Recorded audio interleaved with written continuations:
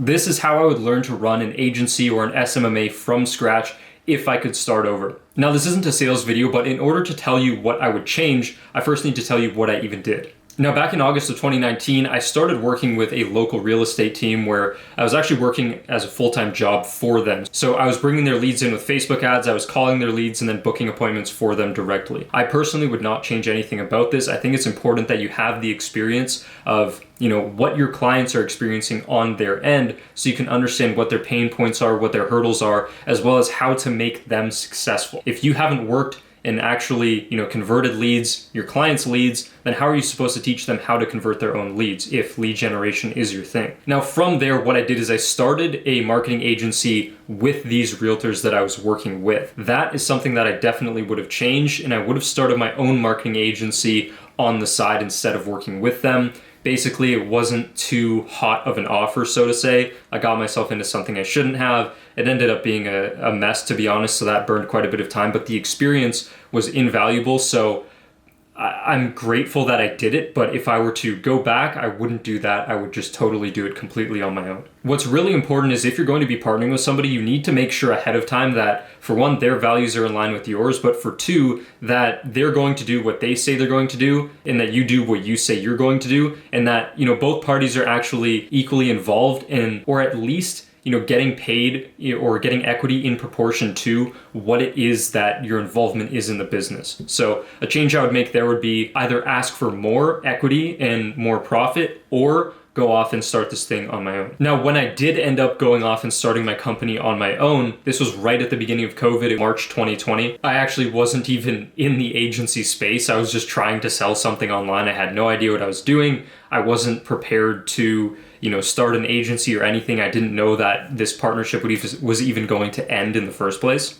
So I started scrambling, trying to sell some email marketing thing and this and that. And then I realized, well, I might as well just start an agency because that's where my skills are already. So I might as well just lean into that a little bit better. I had gotten these people some good results in the past. Things were good. I had a proof of concept down. So I figured I have something to sell that works. I might as well sell this. From here, what I did wasn't very smart. And this is kind of like the biggest thing that I would change if I could go back.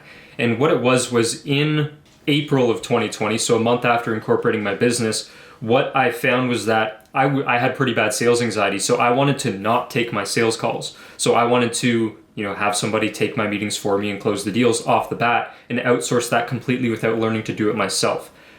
Don't do this. I would totally go back and make sure that I took all the sales calls from the beginning and learned to sell myself, because really you're not going to be able to hire anybody good in the future if you're not able to teach them how to do their job and how to, sell the thing that you're selling, right? You need to learn how to sell it first yourself. You need to learn how to generate leads yourself. You need to learn how to, get your clients results yourself first. Because if you just outsource it and a bunch of other people are outsourcing to the same people, you end up having this cookie cutter process that's exactly the same as everybody else. And the people you're hiring, they're either outsourced contractors, or if you hire somebody full time, you're not able to train them, and it just becomes a complete mess. So one thing that I did is I bought into a program that was basically, it was like a $1,000 course. And what they were offering was this like rent a closer type deal. So, there's a closer that's available to everybody in the course. You can, book calls onto that closer's calendar, and that person will go and close deals for you. Little did I know, the person whose program I bought into was, not planning on fulfilling that promise. It was all a complete mess. Blamed the students for everything without fulfilling promises. It was a mess, to be honest, and I wasn't very happy with that. So I would have better vetted the person that I was going to be working with when investing in a program. Additionally, and I would have gone with somebody who,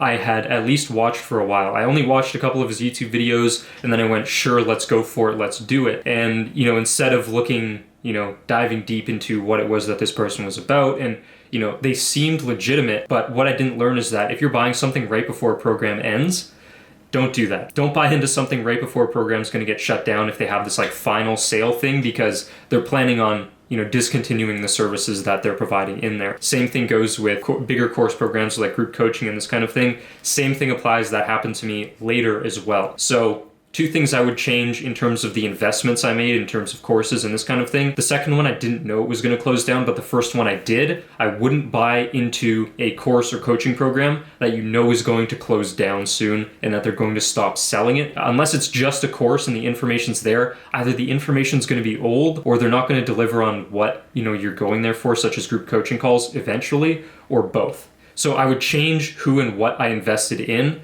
and I would learn from that mistake and move forward. Now, additionally, I wouldn't be so tight with my money. I was too worried about the money and the profit and this kind of thing, and I was hardly making anything, right? It was only like a couple $1,000 a month. I know that's like decent money, don't get me wrong. It was only $1,000, $2,000 a month kind of thing. Here in North America, that's only, so much money, it's only gonna get you so far, right? And I was living at home. I didn't have rent to pay. I didn't have bills to pay, nothing. So that was all more or less just profit and kind of gravy, so to say.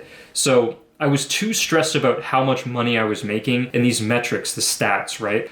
When I used to play a video game, Counter-Strike, I was always worried about what my rank was, right? I always wanted to be global elite, which was the top rank, and this kind of thing. And so when you focus too much on the rank or the status or the outcome, the actual doing of the thing becomes a nightmare and you get too stressed out throughout the process. And that was a mistake I made for a long time. So going back, I would really just not worry about saving up a bunch of money, but rather just constantly reinvest that money into coaching and into courses so that I could learn faster and learn more from more different people and have this, financial investment thing with it too. Now, I don't sell anything right now on this channel. I will in the future, but right now I don't have anything for sale, no one-to-one calls, no courses, nothing. So some people have been DMing me about that. I currently have nothing for sale. I will in the future. You can say this information is biased by all means. I'm telling you the truth. If you don't like it, that's fine. Whatever, right? You don't have to believe me. So yeah, because what happened is in the past year and a half alone, I've invested in 3 different coaching programs, like course group coaching combos, as well as one-to-one coaching. Totally changed my life. Completely changed everything. There's only so much value you can get from a $1,000 program, generally speaking. You can still extract some things, and there's some things I learned from that were useful today, but I was really only buying it for that rent-a-closer, and since it was closing down, there was basically no reason for me to buy the program in the first place. Their support wasn't responding. The support email didn't even exist, all this stuff. So that wasn't a very good experience, but moving into the heavier investments have actually proven to be a better decision for me, because that's where I learned some of the biggest core things in my business. I still currently work with a coach who I pay about $4,500, $5,000 a month roughly just to talk to 4 times a month for an hour each. I think it's an insanely good thing to do because they've walked the path that you're trying to walk. They have all the answers, right? So I would have invested much heavier into courses and coaching programs. You can't get, a massive hit on all of them, but one way to look at it is I put all my money into stocks.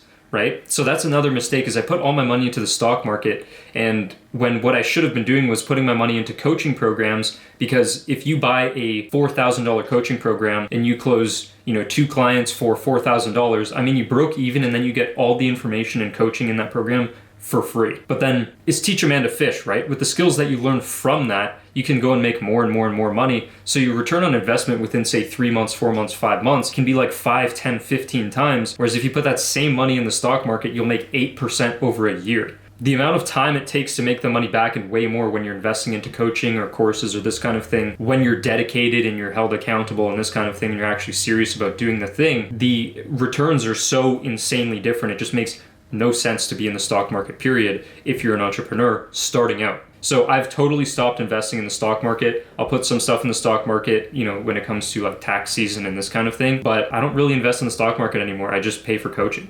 So yeah, in short, I would have made sure that partners I was working with were actually serious and wanted to do their end of the deal. I would have been more careful and not bought into programs that were closing down, and focused more on new programs, because new programs tend to have more benefits, such as if you're joining a new program and there's a group coaching thing, right? And there are hardly any people in the program, then you can just abuse that coaching time and get as many hours as possible in before, the group size gets too big and, you can only get, for example, 10 minutes per session with the coach. So that's another thing I would do. Another thing is investing so much more heavily, not into the stock market, but into myself, because I knew for a fact there wasn't another career path I was going to pursue. So this has made the most sense. And that would have gotten me to where I'm at today, probably twice as fast, if not faster.